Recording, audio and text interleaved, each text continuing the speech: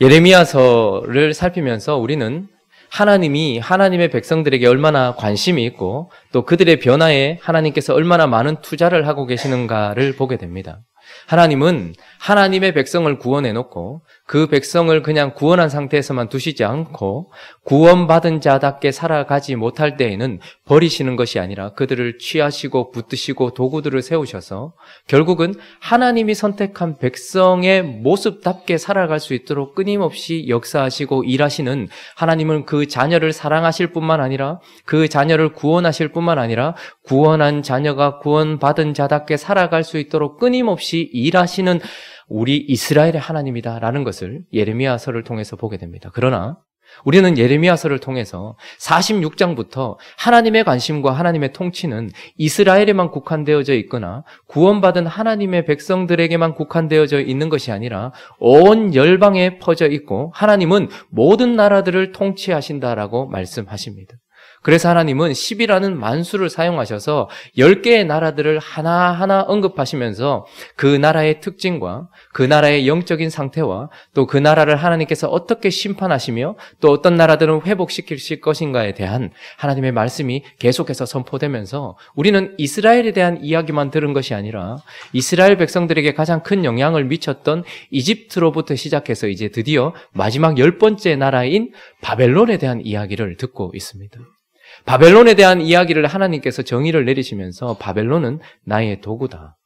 바벨론은 하나님의 백성들인 이스라엘이 이스라엘답게 살아가게 하려고 세운 나의 도구며 그래서 너희들을 돌이키게 하려고 나의 종 선지자들을 보낸 것과 같이 북쪽에서부터 보내진 나의 종일 뿐만 아니라 그들이 나를 넘어서 나의 마음을 넘어서 그들이 경계를 넘어서 교만하다 할지라도 나의 영광을 드러낼 나의 도구다라고 말씀하시면서 그러나 바벨론은 영적으로 바라보았을 때 그리고 역사적인 사실 속에서 바라보았을 때 바벨론은 온 세계에 망치며 철퇴다라고 말씀을 하십니다.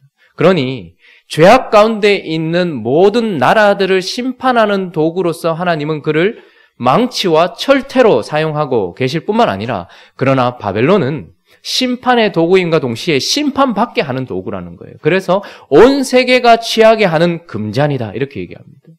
육신의 필요를 채워주기에 충분히 많은 재물과 물가에 살면서 많은 재물들을 가지고서 사람들을 취하게 하며 유혹하며 그래서 하나님이 없어도 풍족함 가운데 만족할 수 있다는 것을 보여주기 위한 세상에서 가장 높아진 금잔 뿐만 아니라 영적인 필요도 채워줄 수 있는 금장색들을 통하여 만들어낸 모든 바벨론에 있는 우상들은 하나님이 아니라도 우리의 영혼을 채울 수 있다라고 거짓되며 생기 없는 것들을 만들어내고서 그것을 가지고서 우리를 취하게 만드는 온 세계가 취하게 하는 금잔이다라고 이야기를 나누었습니다.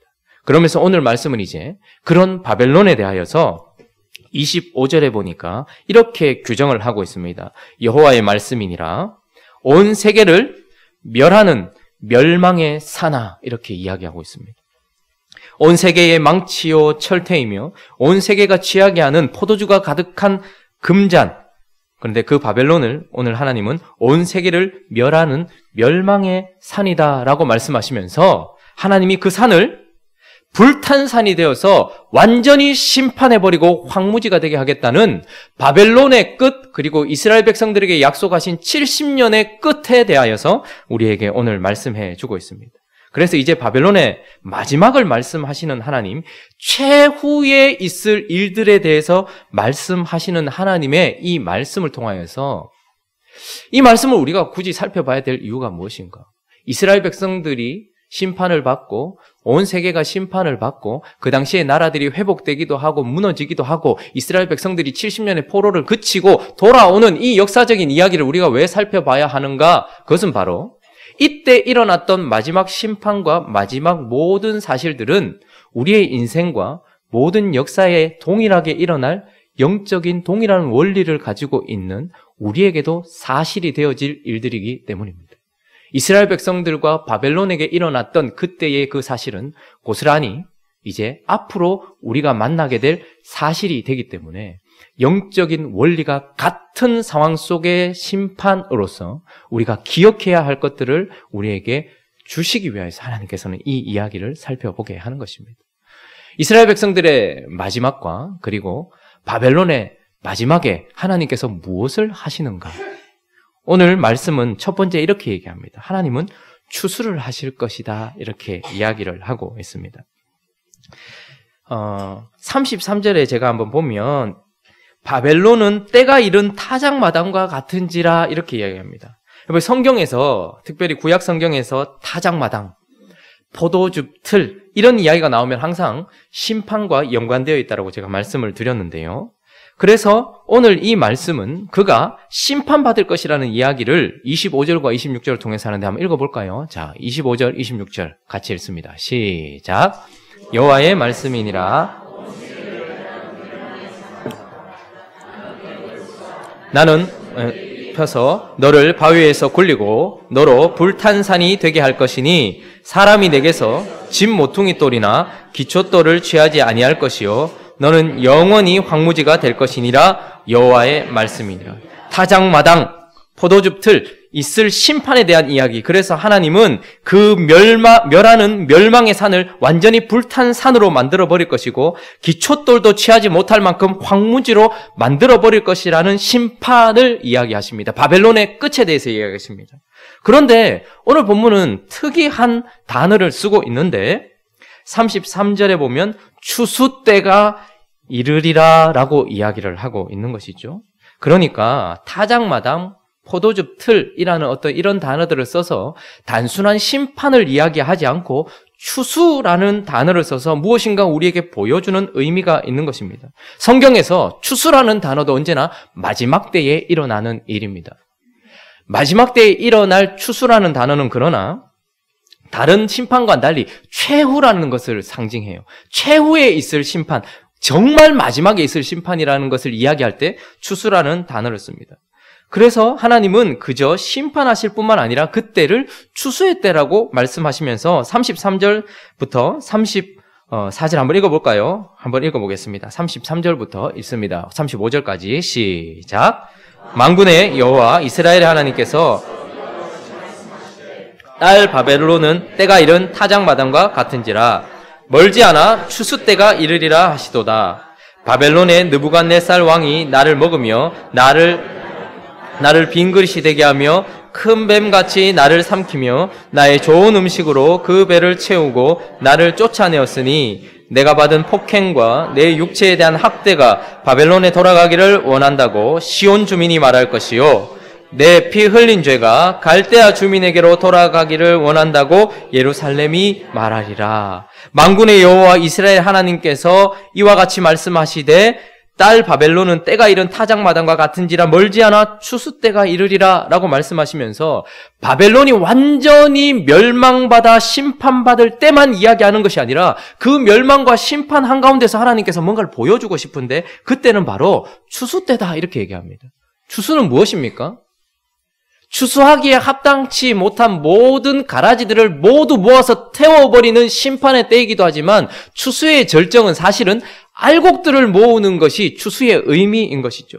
그래서 하나님은 마지막 때에 그 강성하고 그 부유하고 그 풍성한 바벨론, 넘어지지 않을 것 같고 영원할 것 같은 그 바벨론이 70년 만에 갑자기 무너지는 기적적인 일을 우리에게 약속하실 뿐만 아니라 그런데 더 놀라운 것은 그 바벨론이 심판받아서 가라지가 불에 타는 것을 보여주고 싶은 것이 아니라 그 불 속에서 하나님이 그 바벨론 속에서도 하나님께서 건지시고 하나님께서 붙드신 하나님의 백성 알곡이 거기 있다라는 것을 보여주려고 하시는 것이죠. 34절, 35절은 예레미야서 전체에서 포로들이 하는 첫 번째 말입니다. 포로들이 처음 입을 때는데 70년이 지난 그때에 바벨론이 하나님께 멸망되는 순간에 모두가 다 바벨론에서 멸망받고 있는데 그런데 희한하게 어떤 사람들이 하나님 앞에서 바벨론의 느부갓네살이 나를 먹으며 나를 멸하며 나를 빈그릇이 되게 하고 큰 뱀, 용과 같이 나를 삼켜 나의 좋은 음식으로 그의 배를 채웠다. 내게 폭행했고 그래서 내가 학대를 받았다. 그러므로 내가 받은 대로 하나님께서 갚아주시기를 원합니다. 라고 말하는 바벨론이 심판받고 있는 그 불 속에서 70년의 시간이 흐른 뒤에도 하나님 앞에 호소하면서 하나님이 신원해 주시기를 바라고 있는 하나님의 백성이 거기 있다라는 것을 보여주려고 하시는 것이죠. 여러분, 바벨론은 이집트와 다릅니다. 이집트는 이스라엘 백성들을 학대했고 이스라엘 백성들을 괴롭히고 노예를 삼았던 나라이고 그것이 그 나라의 목적이었습니다. 그러나 바벨론 나라는 그런 하급 나라가 아니었습니다. 바벨론은 처음 나라들을 깨뜨릴 때 줬던 아픔을 충분히 잊을 만큼 모든 나라들과 사람들에게 풍성함과 부요함을 주었던, 그래서 70년이라는 시간이 지나는 동안 어쩌면 많은 사람들은 바벨론에서 주어진 많은 재물과 그 물가에서 얻어진 풍성함과 그리고 그가 지어주는 그 포도주를 마시면서 풍성함과 만족함에서 어쩌면 지냈을지 몰라요. 그러니까 바벨론 나라의 목적은, 바벨론의 영적인 의미는 바로 바벨론인으로 만드는 것이 바벨론 나라의 목적입니다. 그게 유대인이든 에돔 사람이든 이집트 사람이든 바벨론의 목적은 그가 바벨론화 되는 것이 목적인 거예요. 그러니까 그만큼 강성함이 있고 그만큼 풍족함이 있고 그만큼 매력이 있어서 사실 바벨론에서 바벨론화 되지 않는 것은 거의 불가능하다는 말입니다. 그런데도 불구하고 70년이란 시간 동안 그렇게 풍성함이 넘치고 넘치는 세상 한복판에서도 하나님께 마음을 두고 끝까지 하나님 신원해 주십시오라고 자기의 정체성을 지키는 하나님의 백성을 거기에 둔다라는 것 자체가, 그래서 하나님은 그것을 태우는 것만이 목적이 아니라 그 속에서도 바벨론의 망치를 맞아도 깨어지지 않았고 바벨론의 그 유혹적인 포도주로도 자신을 더럽히지 않은 하나님의 백성을 거기에 두시겠다라는 지금 그 약속을 우리에게 하고 계시는 것이며, 그래서 나는 심판과 함께 추수를 할 것이다 라고 말씀하시는 거죠. 다니엘서는 605년 처음 바벨론에 의하여서 예루살렘이 함락되고 1차 포로들이 끌려갔던 사람들 중에 있었던 다니엘과 그 1차 포로들에 대한 이야기가 기록되어 있습니다. 다니엘은 왕족이었죠. 그리고 거기에 끌려갔던 모든 사람들은 어떻게 보면 예루살렘의 엑기스들이었습니다. 제일 좋은, 제일 명석한 사람들이었습니다. 대부분이 왕족이었습니다. 그렇게 605년에 끌려갔는데 시드기야 4년쯤에 오늘 우리가 읽고 있는 이 본문 말씀, 우리가 지금 보고 있는 이 예레미야가 기록한 글이 그들에게 전파되었습니다. 그래서 그들도 이것을 읽었겠죠. 그래서 그들은 이 의미를 지금 우리가 보는 것처럼, 읽는 것처럼 이해해 가면서 있었습니다. 그런데 하나님이 그들에게 약속하신 이 약속이 실제로 이루어져서 다니엘은 어땠습니까? 세 개의 나라를 거칩니다. 605년 처음 나라가 망하고 왕족인데, 하나님 나라의 왕족인데 끌려가서 바벨론에게 끌려가서 거기에서부터 느부갓네살 왕을 지났습니다. 그리고 그의 손자 벨사살 왕을 지났습니다. 그리고 다리오 왕을 지났습니다. 그리고 고레스 왕이 지나기까지 다니엘은 끝까지 거기에 남아 있어서 예루살렘이 멸망했지만, 그러나 하나님이 그들을 회복시키는 그 자리에 그 바벨론은 다니엘을 벨드사살로 바꾸려고 했습니다.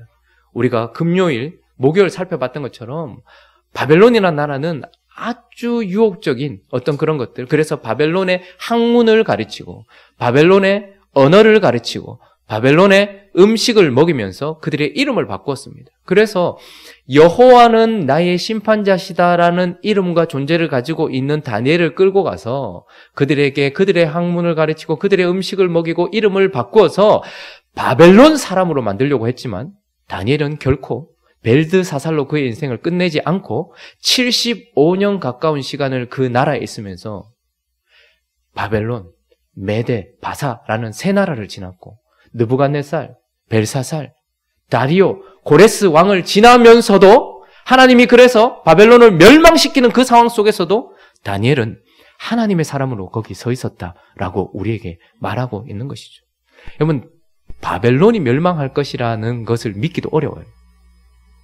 이렇게 강성하고 풍족한 바벨론이 망할 것이다, 그런 약속도 믿기 어렵습니다. 그러나 더 믿기 어려운 약속은 저와 여러분 같은 연약한, 그래서 끌려와 있는 이 바벨론에 있는 이스라엘 백성들이 끝까지 자기의 정체성을 놓지 않고 70년의 시간이 지나고 바벨론이 멸망할 때에도 자신의 정체성을 가진 채 하나님께서 신원해 주시기를 바라면서 그곳에 서 있는 알곡으로 있을 수 있다. 이것 자체가 사실은 더 믿기 어려운 기적인 것이죠. 그런데 하나님은 그렇게 하신다라고 이야기를 합니다.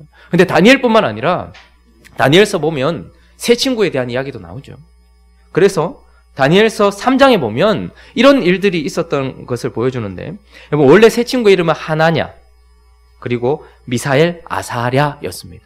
하나냐는 하나님의 은혜 이런 뜻입니다. 여호와의 은혜 이런 뜻입니다. 그런데 그의 이름을 어떻게 바꿔버립니까? 사드락 이렇게 바꿔버리죠. 이것은 월신의 명령, 율법 이런 뜻입니다. 그러니까 원래 하나냐는 하나님의 은혜로 산다라는 것을 보여주는 존재인데 율법에 따라 산다라는 것을 보여주기 위한 바벨론 사람으로 바꾸려고 했고, 미사엘은 하나님 같은 이가 누구냐라는 뜻을 가지고 있는데 그를 메삭이라고 이름을 바꾸어 버려요. 메삭은 아쿠라는 신을 섬기는 자. 그래서 아쿠와 같은 신이 어디 있느냐를 보여주기 위한 사람으로, 바벨론 사람으로 바꾸려고 합니다. 아사랴는 여호와는 나의 도움 이런 뜻입니다. 그래서 아사랴를 보면 저 사람은 하나님의 도움으로 사는 사람이구나라는 것을 보여주기 위한 이름과 존재를 가진 그를 어떻게 합니까? 아벳느고, 그래서 느고의 종이다 이렇게 이름을 바꾸는 거예요.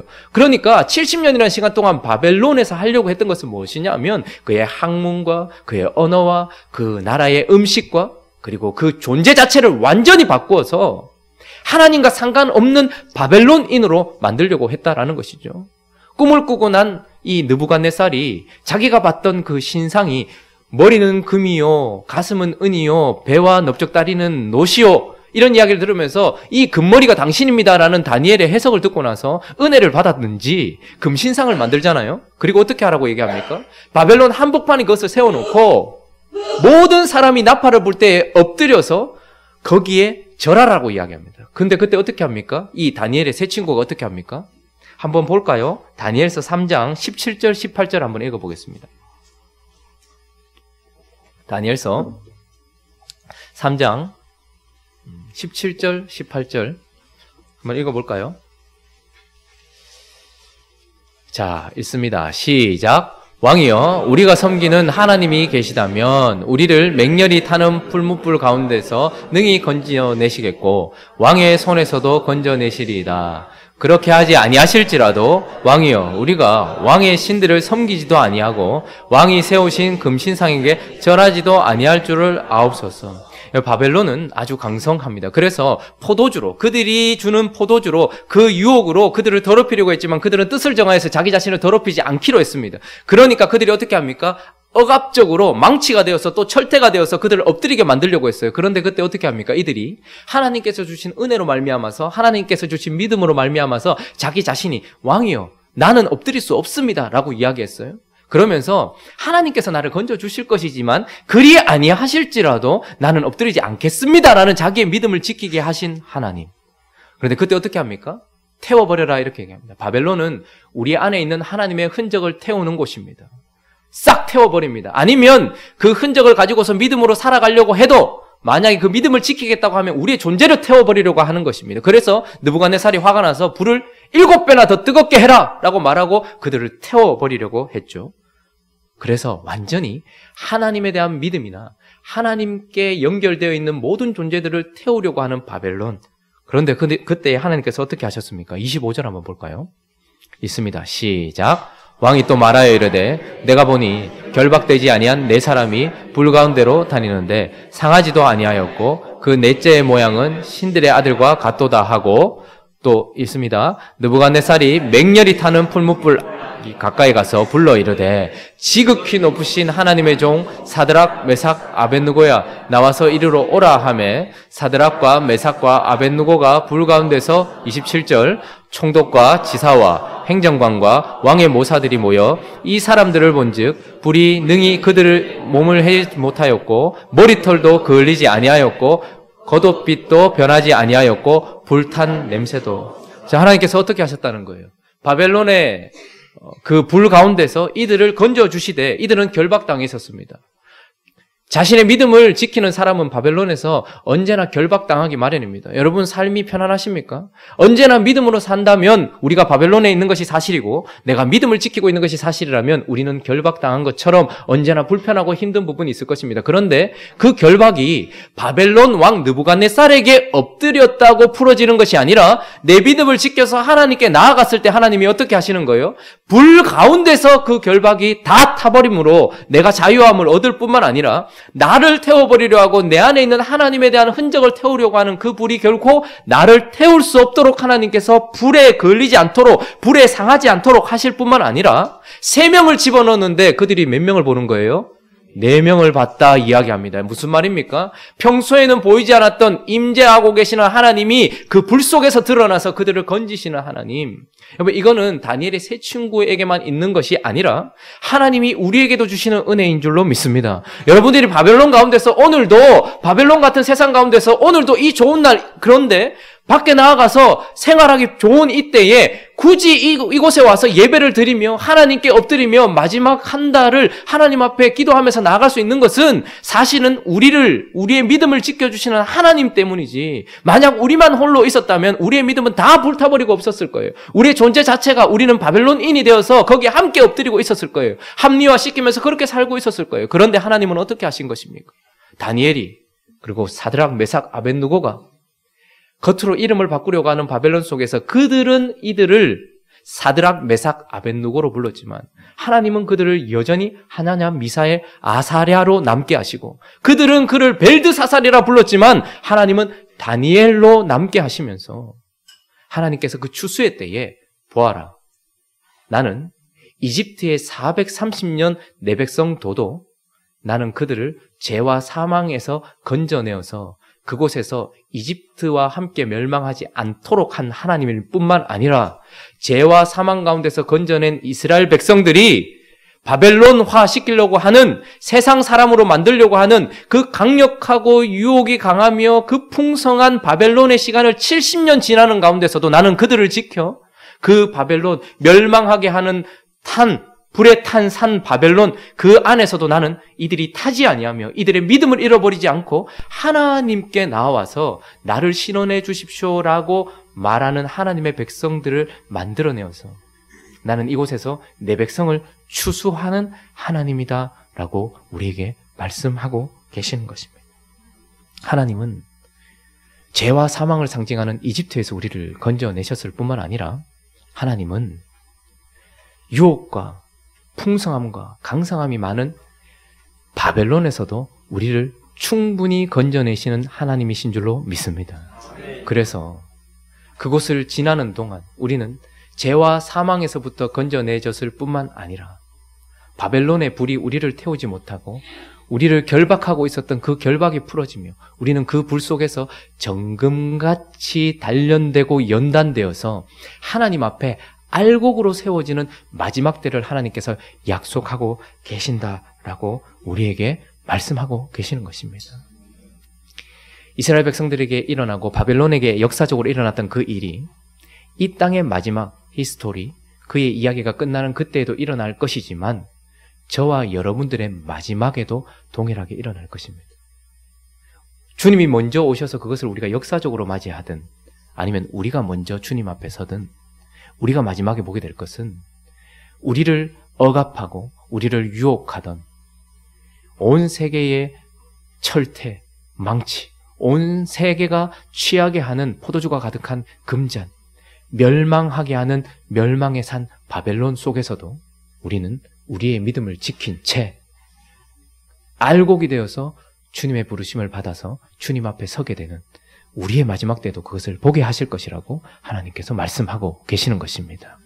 뿐만 아니라 마지막 때에 일어날 또 한 가지의 특징을 보여주는데 그것은 바로 그 심판의 때에 그들을 도구로 사용하시겠다라고 말씀하고 계세요. 하나님께서 건져내시고 하나님께서 정금같이 만드신 그들이 심판의 도구가 될 것이다 라고 말씀하시는 거예요. 우리 36절, 37절 한번 읽어볼까요? 자, 읽습니다. 시작.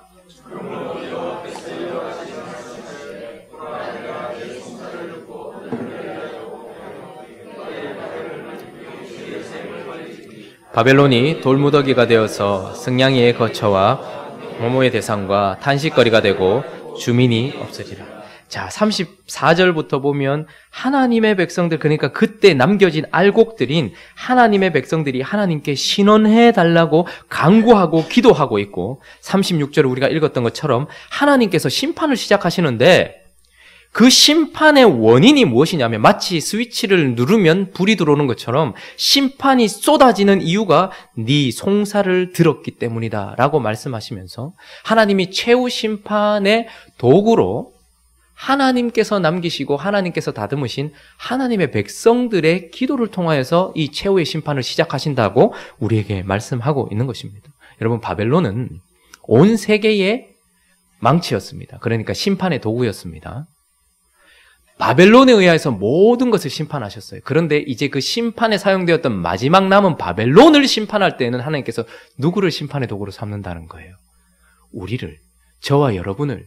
바벨론의 70년의 시간을 지나면서도 변질되지 아니하고 하나님 앞에 서 있었던 하나님의 백성들의 기도를 통하여서 하나님이 심판을 시작하신다라고 이야기를 하는 것입니다. 그래서 실제로 다니엘이 우리가 지금 보고 있는 요 본문 그대로를 시드기야 왕 4년째, 그러니까 그들이 포로로 잡혀가고 난 이후에 말씀을 받았을 때에 그 말씀을 받고 깨달아요. 하나님이 하실 일에 대하여서 마음으로 깨달아요. 깨닫고 난 이후에 다니엘이 실제로 어떻게 했는가가 다니엘서 9장에 나오는데, 좀 길진 하지만 다니엘서 9장 1절부터 19절까지를 우리 한번 읽어볼까요? 찬찬히 한번 보시면서, 그때에 우리와 똑같은 메시지를 받았어요, 다니엘이. 그때 다니엘이 어떻게 했는지를 제가 한번 읽어볼 테니까 들어보십시오. 제가 다니엘처럼 믿음이 좋지는 않지만 그러나 다니엘의 기도라고 생각하시고 한번 들어보십시오. 메대 족속의 아수에로의 아들 다리오가 갈대아 나라 왕으로 세움을 받던 첫 해, 곧 그 통치 원년에 나 다니엘이 책을 통해 여호와께서 말씀으로 선지자 예레미야에게 알려주신 그 연수를 깨달았나니 곧 예루살렘의 황폐함이 70년 만에 그치리라 하신 것이니라. 내가 금식하며 베옷을 입고 죄를 덮어쓰고 주 하나님께 기도하며 간구하기를 결심하고 내 하나님 여호와께 기도하며 자복하여 이르기를, 크시고 두려워할 주 하나님, 주를 사랑하고 주의 계명을 지키는 자를 위하여 언약을 지키시고 그에게 인자를 베푸시는 이시여, 우리는 이미 범죄하여 패역하며 행악하며 반역하여 주의 법도와 규례를 떠나싸우며 우리가 또 주의 종 선지자들이 주의 이름으로 우리의 왕들과 우리의 고관과 조상들과 온 국민에게 말한 것을 듣지 아니하였나이다. 주여, 공의는 주께로 돌아가고 수치는 우리 얼굴로 돌아옴이 오늘과 같아서 유다 사람들과 예루살렘 거민들과 이스라엘이 가까운 곳에 있는 자들이나 먼 곳에 있는 자들이 다 주께서 쫓아내신 각국에서 수치를 당하였사오니 이는 그들이 주께 죄를 범하였음이니이다. 주여, 수치가 우리에게 돌아오고 우리의 왕들과 우리의 고관과 조상들에게 돌아온 것은 우리가 주께 범죄하였음이다마는 주 하나님께서는 긍휼과 용서하심이 있사오니 이는 우리가 주께 패역하였음이오며 우리 하나님 여호와의 목소리를 듣지 아니하며 여호와께서 그의 종 선지자들에게 부탁하여 우리 앞에 세우신 율법을 행하지 아니하였음이니이다. 온 이스라엘이 주의 율법을 범하고 치우쳐 가서 주의 목소리를 듣지 아니하였으므로 이 저주가 우리에게 내렸으되 곧 하나님의 종 모세의 율법에 기록된 맹세대로 되었사오니 이는 우리가 주께 범죄하였음이니이다. 주께서 큰 재앙을 우리에게 내리사 우리와 및 우리를 재판하던 재판관을 쳐서 하신 말씀을 이루셨사오니 온 천하에 예루살렘에서 일어난 일 같은 것이 없나이다. 모세의 율법에 기록된 대로 이 모든 재앙이 이미 우리에게 내렸사오나 우리는 우리의 죄악을 떠나고 주의 진리를 깨달아 우리 하나님 여호와의 얼굴을 기쁘게 하지 아니하였나이다. 그러므로 여호와께서 이 재앙을 간직하여 두셨다가 우리에게 내리게 하셨사오니 우리의 하나님 여호와께서 행하시는 모든 일이 공의로우시나 우리가 그 목소리를 듣지 아니하였음이니이다. 강한 손으로 주의 백성을 애굽 땅에서 인도하여 내시고 오늘과 같이 명성을 얻으신 우리 주 하나님이여, 우리는 범죄하였고 악을 행하였나이다. 주여 구하옵나니 주는 주의 공의를 따라 주의 분노를 주의 성 예루살렘 주의 거룩한 산에서 떠나게 하옵소서. 이는 우리의 죄와 우리 조상들의 죄악으로 말미암아 예루살렘과 주의 백성이 사면에 있는 자들에게 수치를 당함이니이다. 그러하온즉 우리 하나님이여, 지금 주의 종의 기도와 간구를 들으시고 주를 위하여 주의 얼굴빛을 주의 황폐한 성소에 비추시옵소서. 나의 하나님이여 귀를 기울여 들으시며 눈을 떠서 우리의 황폐한 상황과 주의 이름으로 일컫는 성을 보옵소서. 우리가 주 앞에 간구하옵는 것은 우리의 공의를 의지하여 하는 것이 아니요 주의 큰 긍휼을 의지하여 함이니이다. 주여 들으소서. 주여 용서하소서. 주여 귀를 기울이시고 행하소서. 지체하지 마옵소서. 나의 하나님이여 주 자신을 위하여 하시옵소서. 이는 주의 성과 주의 백성이 주의 이름으로 일컫는 바 됨이니이다. 다니엘이 우리가 읽었던 이 본문과 똑같은 예레미야를 통하여 주어진 말씀을 읽고 난 이후에 하나님께서 마지막 바벨론을 멸망시킬 것이다 라는 것과 이스라엘 백성들을 회복할 것이다 라는 것을 듣고 믿고 마음에 확정되고 난 이후에 그가 했던 것은 바로 기도였습니다. 주여 우리가 잘못했습니다. 주여 우리를 불쌍히 여겨주십시오. 그러나 주여 수치를 갚아주십시오. 하나님께서 약속하신 것을 이루어 주십시오 라고 이야기했고 실제로 바벨론은 하나님의 약속에 의하여서 멸망받았지만 또 다른 한편으로는 바벨론은 하나님이 남기신 다니엘과 같은 자들이 하나님께 기도하고 간구한 그 기도의 응답으로 바벨론이 멸망했다라는 것을 우리에게 말씀해 주고 있는 것입니다. 우리는 두 가지를 기도해야 합니다. 하나님, 왜 교회가 세상으로부터 욕을 먹습니까? 하나님, 왜 우리는 하나님의 백성답게 살아가지 못합니까? 하나님, 왜 우리는 바벨론에서 유혹받으면서 하나님의 백성이면서도 하나님의 백성답게 살아가지도 못하고 바벨론 속에서 우리는 다니엘처럼 서 있지도 못합니까? 그러나 하나님, 우리의 죄악을 불쌍히 여기시고 용서하시고 그 불이 내가 아니라 내 속에 있는 작은 믿음이 아니라 나의 결박을 끊어내며 태워버리며 나를 하나님께 서게 해주십시오. 뿐만 아니라 하나님이 약속하신 그 마지막 때를 지금 이루어 주십시오라고 우리도 기도해야 하는 것입니다. 이렇게 다니엘이 땅에서 기도했을 때에 하늘에서는 어떤 일이 일어났습니까? 요한계시록 가보겠습니다. 8장 3절에서 5절까지 말씀. 실제로 땅에서 다니엘은 기도했고 하나님은 이 기도를 들으시고 하늘에서는 어떻게 하셨는가를 우리에게 보여주시는데 요한계시록 8장 3절부터 5절까지 자 읽겠습니다. 시작.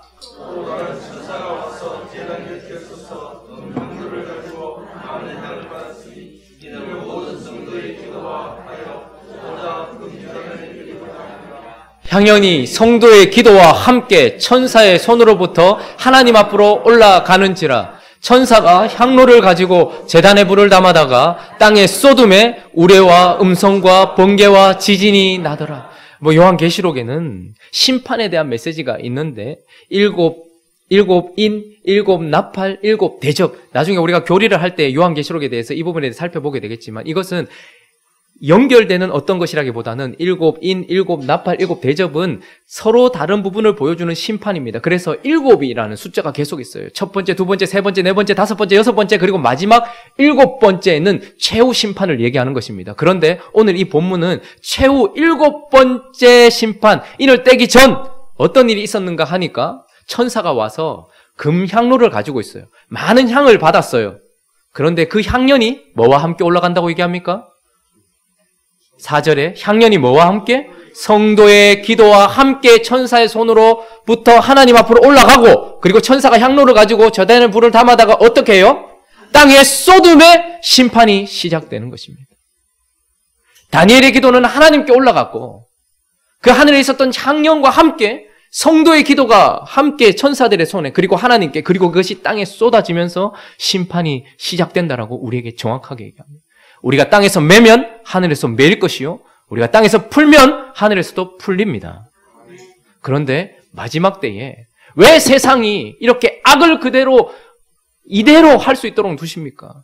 왜 하나님 우리를 신원하지 않습니까? 라는 우리의 기도가 없이는 이 세상도 변화되지 않을 것이며 심판은 없습니다. 그러나 우리가 하나님께 기도하며 하나님께 기도를 올려드릴 때에 이 마지막 때에 바벨론인이 되지 아니하고 끝까지 그리스도인이 된 자들이 주여라고 외치며 기도하는 우리의 기도가 하나님의 향연과 함께 하나님께 올려지고 이것이 쏟아지는 그 순간 마지막 최후 심판이 일어난다라고 이야기합니다. 바벨론은 모든 나라를 깨트리는 도구였다 할지라도 우리는 온 세계를 통치하는 도구가 되어서 하나님께 쓰임받는 자들이다 라고 말씀하고 계시는 것입니다. 마지막 때는 추수 때입니다. 타작마당에서 포도즙 틀에서 심판의 나락들이 날아가고 가라지가 태워지고 피가 흐르듯 포도즙 틀에서 무엇인가 진이겨지는 심판이 이어짐과 함께 이 한쪽에는 알곡들이 모여서 하나님의 백성들이 거룩한 옷을 입고 하나님의 심판을 시작하는 그곳에서 기도하며 하나님께 쓰임받는 추수의 때이고 그 추수는 하나님이 하나님의 백성들과 함께 이루어 가시는 영광스러운 것이다 라고 우리에게 말씀하고 계시는 것입니다. 우리는 우리의 역사의 끝에 보든 이 모든 역사의 끝에 보든 이 영광스러운 추수 때를 맞이하게 될 것입니다. 그때에 기억해야 될 것은 우리의 마지막에 하나님께서 뭘 하신다는 거예요. 결코 바벨론인으로 우리 인생을 마치지 않도록 하나님께서 하신다라는 것입니다. 2009년도에 2008년 겨울이었던 것 같아요.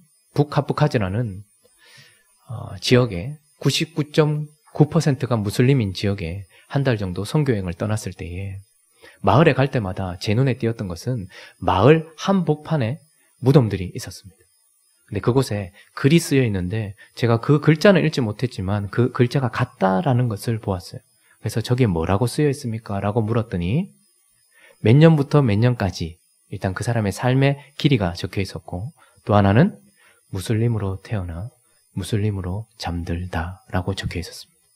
근데 그것을 이야기해주는 그분은 제게 아주 자랑스럽게 이야기했습니다. 우리는 이 땅에서 무슬림으로 태어나 내 신을 향한 믿음을 지켜 무슬림으로 잠든 이 마을은 그런 마을입니다 라고 자랑스럽게 이야기했습니다. 마음이 많이 아팠습니다. 그곳에 복음을 들고 간 사람들이 없었기 때문에 그랬을 것이고 그들은 그것이 그들이 지켜야 될 믿음이라 생각했기 때문에 그럴 것입니다. 그러나 참으로 감사한 것은 우리는 어떻습니까? 이집트에서 태어나 죄와 사망 가운데서 죽어 태어나 바벨론을 거치면서도 이집트인으로 사망하거나 혹은 바벨론인으로 우리 인생을 마치지 않고 우리는 그리스도인으로 잠들다라고 우리의 묘비에 하나님께서 기록해 주실 하나님의 사람들이다라고 말씀하시는 것입니다. 그리고 우리는 하나님에 의하여서 하나님이 기뻐하시는 그 심판에 같은 마음을 가지고서 기도하며 간구할 하나님의 도구가 되어질 것이다 라고 말씀하시는 것입니다. 그렇게 역사하실 하나님, 그러므로 우리는 안전한 것입니다. 내 믿음이 나를 지키는 것이 아니라 주의 믿음이 우리를 지키는 것입니다. 내 능력이 우리를 지키는 것이 아니라 그 끝날까지 주의 능력이 우리를 지키는 줄로 믿습니다. 그래서 내일 새벽에는 우리가 해야 될 일에 대해서 듣겠지만 오늘은 그러나 여기까지 하나님이 주신 은혜에 대해서 감사하면서 하나님을 바라보는 행복한 우리 교회 되시기를 예수 그리스도의 이름으로 축원합니다. 우리 같이 한번 찬양하고 기도할 텐데 가사를 생각하시면서 우리 찬양하도록 하겠습니다.